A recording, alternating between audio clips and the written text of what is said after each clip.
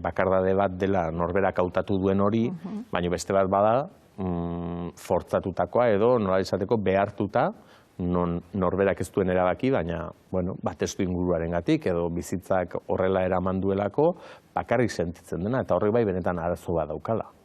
Bai, eta askotan hori bai dela zaila, ez? Batzutan sentitzen dutela bakardade hori, esango genuke dela bakardade existentzial bat askotan, sentitzen direla bakarrik munduan, eta pentsatzen dutela azkenean bakarrik daudela, inorek ezin duela bere ulertu edo jakin zelan sentitzen diren, ez? Eta bakardade hori kudeatzeko bai batzutan izaten dela zaila, eta hori ikusi behar dugu ere gizarte mailan zelan erantzuten dugun, ez? Jendea sentitzeko hain bakarrik. Hau ikusten da ezberdintasun handia dagoela herri txikiten eta askotan hirien artean, ze hirian pertsona askoak sentitzen dira bakarrik, eta gainera bizi dira bakarrik, eta inguruan daukate sentsazioa inguruko pertsona horiek ez dutela bera ezagutzen, ez?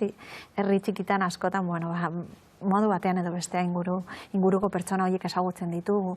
Orduan, ikusi behar dugu ere, hiri handietan zelan sortu azkenean sare bat pertsonak sentitzeko hain bakarrik, ez? Edo ikusteko, edo izateko sentsazio hori inguratuta daudera. Bai, aitortuko dizut gainera, tarte hau prestatzen ari ginela, gure artxiboan irudiak eta bilatzen hasi gara, eta jabetu gara, normalean, bakardadea edadeko jendearekin lotzen dugula, ez? Eta irudi guztiak baziren, aitona monenak, bakarrik bizi zirenenak, eta segurazki horrek arazoaren larritasunaren erakusten digu, aipatzen zenuen bezala, eta albisteak ere ikusi izan ditugu, ez?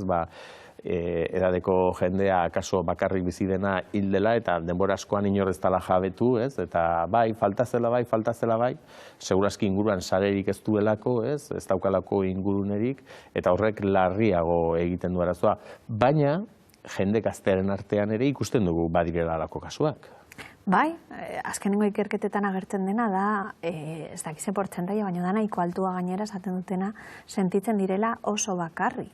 Inguratuta daude, sare sozialetan askotan oso aktibo dauz, baina sentitzen dira bakarrik, ez? Nik uste dut dagoela hor bakardade emozional bat, azkenean sentsazioa da bakarrik sentitzen direla, ez dutelako konpartitzen haiek bere sentitzen dutena, ez? Orduan, inguratuta dauz, baina inork ez dakiz zelan sentitzen diren, orduan sentitzen dira bakarrik, eta hor ere egin beharko genuke zerbait, ez? Nola gizarte mailan, sare sozialetan agian bai, dauzkate kontaktua beste pertsona batzukin, bai egunero dauzkatela elkarrizketak edo, baino, ze pasatzen ari den hor, hain bakarrik sentitzeko.